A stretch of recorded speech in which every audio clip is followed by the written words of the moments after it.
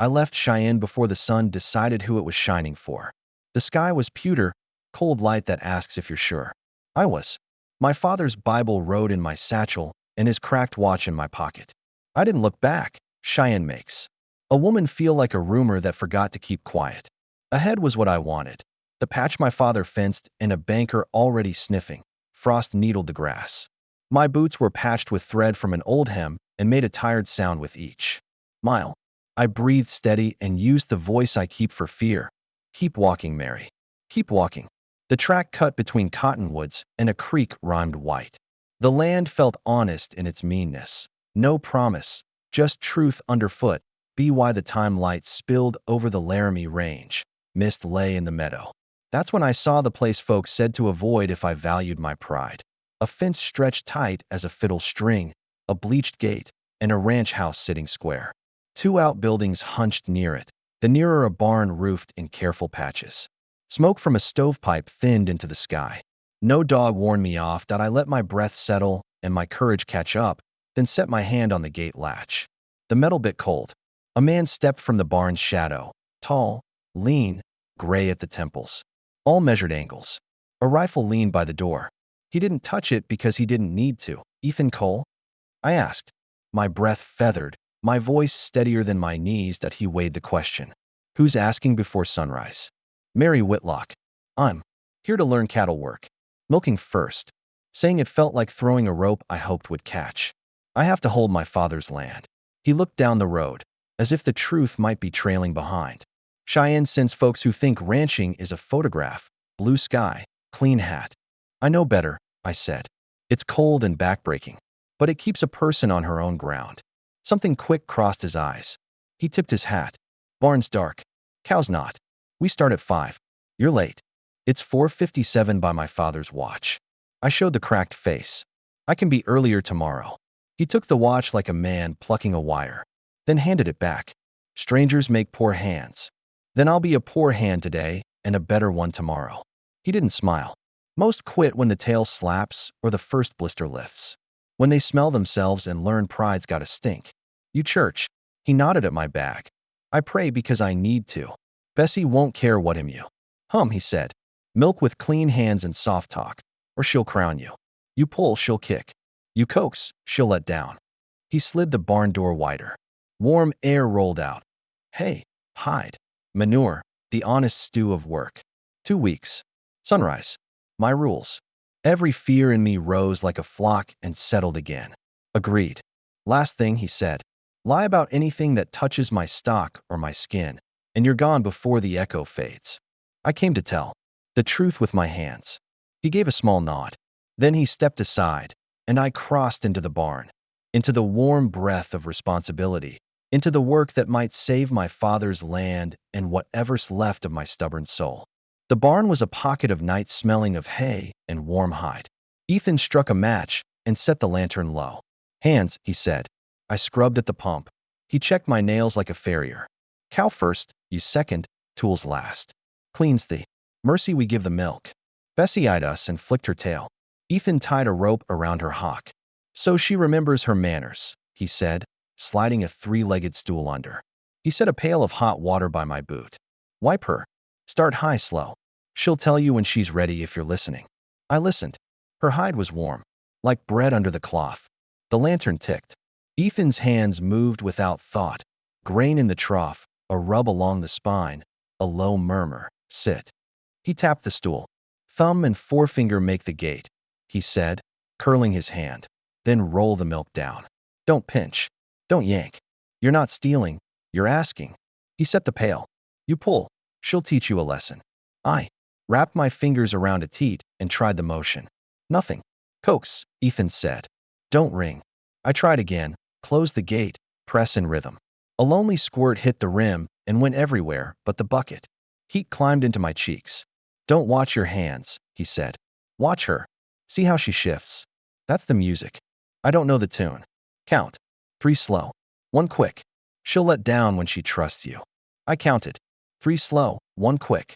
Bessie breathed against my ear like a bellows. The first clean stream struck the pail with a small rain sound. Then another. Then a pair. I smiled. Keep it, he said, voice easier. You get proud. She'll remind you you're not finished. The rhythm found me.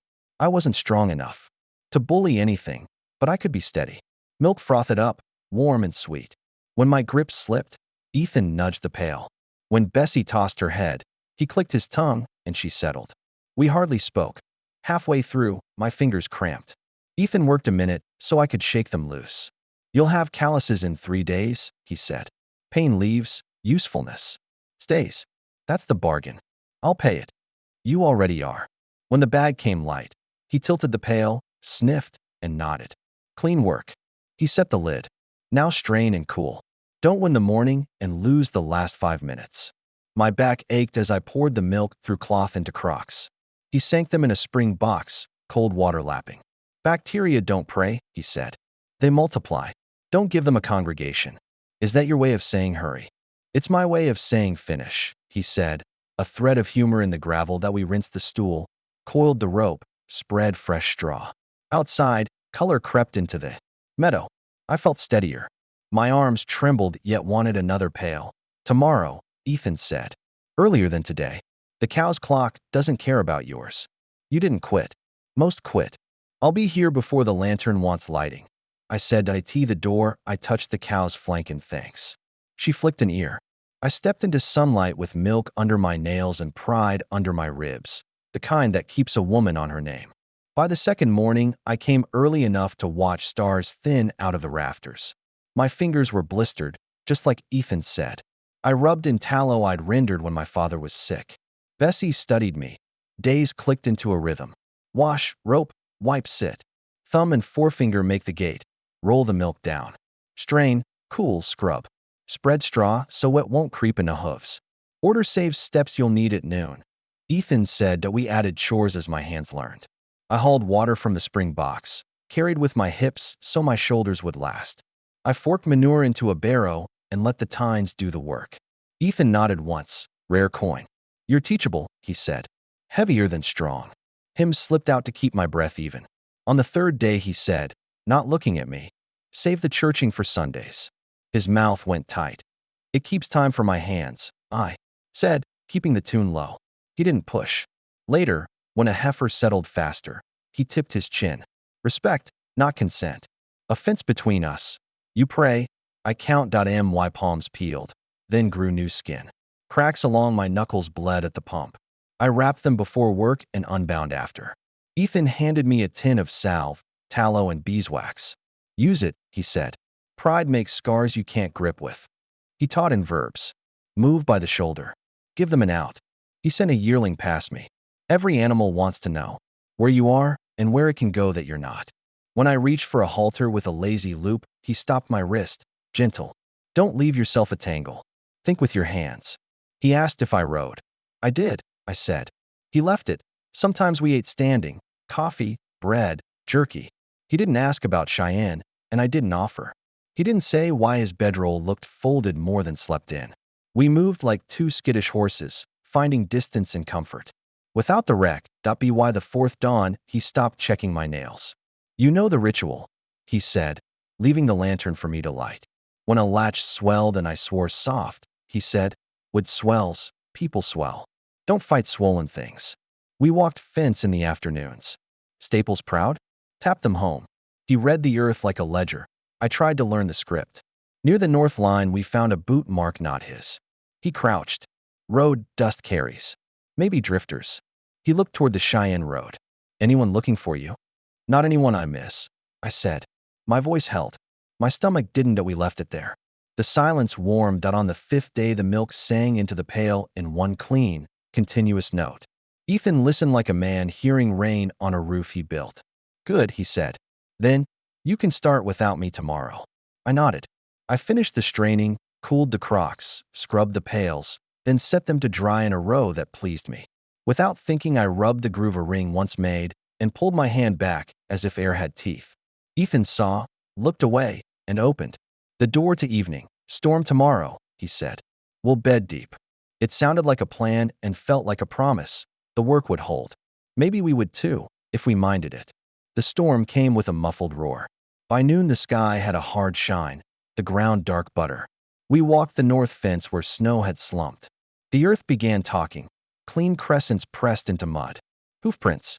Not ours. Ethan crouched. Shod. Stone wedged here. Same horse twice. He pointed to a second, shorter stride. Another riding light. Travelers, I said. Too quick. Travelers don't mill on a man's boundary. His eyes combed the cottonwoods that we followed. East. Prince churned the corner post, then pointed back toward the Cheyenne road. My eyes kept drifting there like iron to a magnet. Ethan noticed. Who's out there for you? No one I invited. That's not the question. The groove where my ring once sat felt hot. I left things tidy. Bank tidy or man tidy? Paper tidy, I said. Mostly. He heard the part one swallowed. He tapped a staple down. With his glove like he needed a noise the wind couldn't eat. Back at the house, he set the Winchester by the door and hung a bell on the back gate. Wind'll sing through it. If something heavier does, I want to hear. He leaned a sharpened shovel by the step. I burned the cornbread and scalded my hand. Hymns wouldn't steady. Ethan watched me not sing. You've been measuring the road since dawn, he said. If there's a name I'm likely to hear shouted on my fence, I want it. I didn't bring a posse. Good. I'll climb the windmill anyway. He trimmed the burned bottom with his pocket knife and ate like smoke was seasoning. If danger has a face, I'd like to meet it on my porch. I thought of a scarred hand on my wrist in a Cheyenne alley, a ledger stacked like fence posts, my husband's signature wobbling like a man on thin ice. My jaw locked. The secret stayed paid up. You sleep in the tack room, he said. No lamp. If the bell sings, go to the gelding and hold. I'll have first talk. You think they'll come? Men who mill at a corner post are choosing. How bold to be. I'd like to help them choose small. We did chores twice as careful and half as talkative. Dusk turned the cottonwoods into tall, listening men. The bell chimed now and then. Each note tugged my nerves like a hook. I laid the Bible on my chest and didn't ask for rescue, only steadiness. After midnight, I heard Ethan's boots on the porch and knew he'd been up the windmill again. The bell kept its counsel. I slept in stitches, before sun, lantern low. We went back north.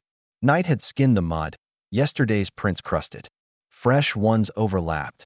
2, maybe 3 riders, small men by the stirrup drag. They'd come back, stepped heavier, left again. Ethan touched the new track like taking a pulse. They're thinking, he said. So am I. He looked at me level. You can stay, but I can't stand between you and what you won't name.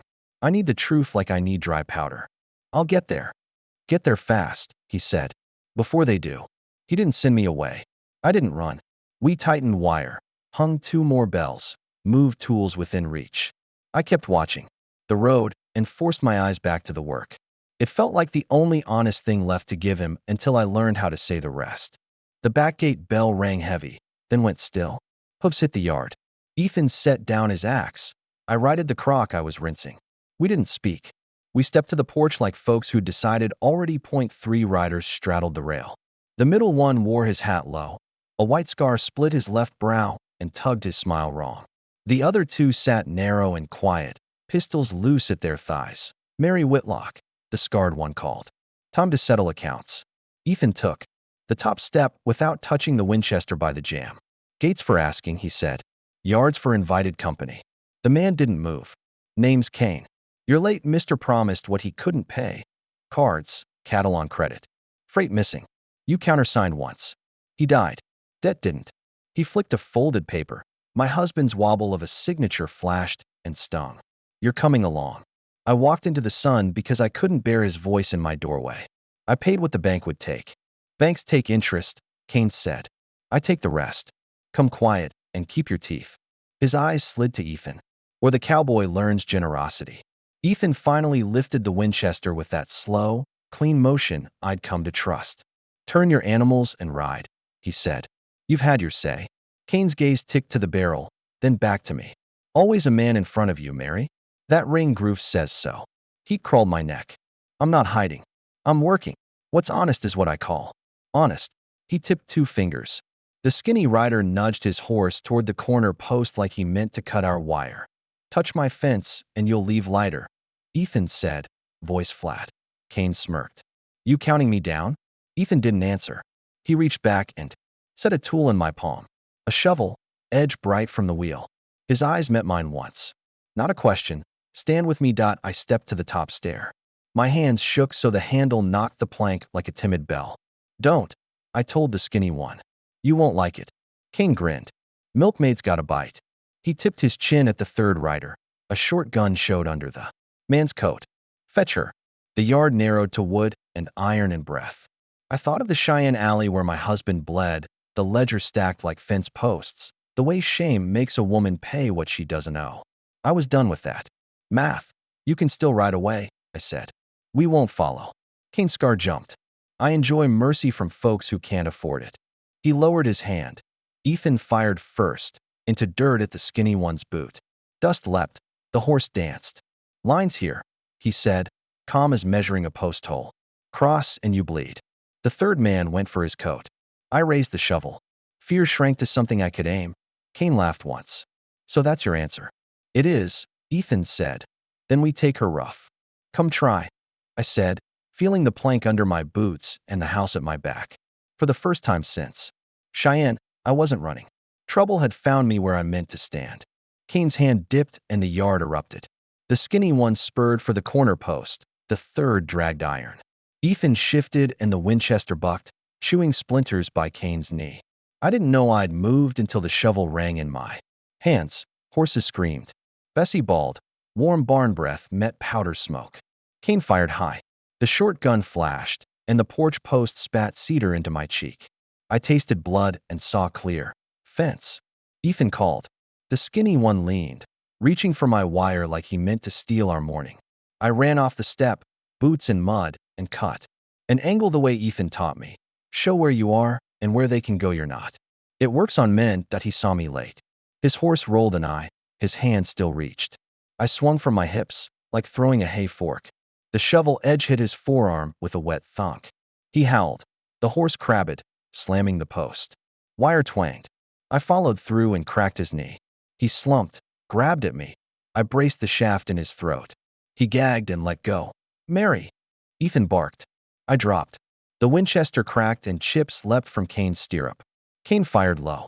The bullet dug earth close enough to salt my tongue. I crawled to the steps. The house under me like a hymn you don't sing. Ethan stayed calm. He shot when he meant to. The third man swung down to come on foot. I stood with the shovel like a staff. He grinned. Lay it down. Come take it, I said. Fear had burned to something bright and useful. He came.